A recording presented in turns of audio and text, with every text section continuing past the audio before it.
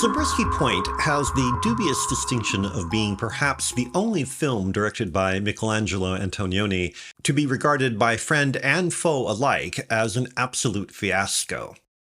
Maybe it's because I've now seen it a few times and know what to expect, or because Antonioni's hanging trip on American society feels more accurate than ever, or because the film's fragmented style is so far ahead of its time, or maybe it's just because it's an incredibly beautiful, original, and daring film that I am prepared not only to praise it, but to view it as one of the director's most important works.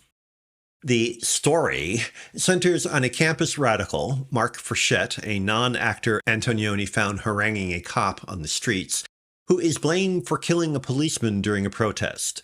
He has a brief desert tryst with a lithesome secretary, Daria Halpern, before returning to face death in LA. The film is most famous for two sequences. In the first, dozens of young couples frolic in the waste of Zabriskie Point, while the literally explosive, extravagantly gorgeous finale is a perfect synecdoche for the film overall. For Zabriskie is a film in pieces, the cinema of shards and wreckage, and as such it prefigures the loud, formless, chaotic junkyard that cinema and society have become. Antonioni probably did not intend to give audiences a foretaste of what to expect in the future, but he did so. Intentionally prescient or otherwise, Zabriskie is a biting look at American consumers' culture at its tawdry worst, revealed through a loose, spontaneous response to the physical environment. Nonetheless, Antonioni's stunning, startling images lend both the commercial LA wasteland and the quiet spaces of Death Valley a haunting, ambiguous presence.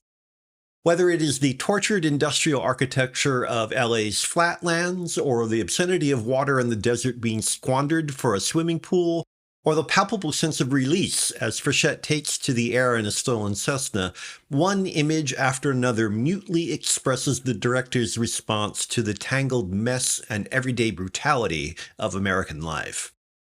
It is an indictment barely handled by the script.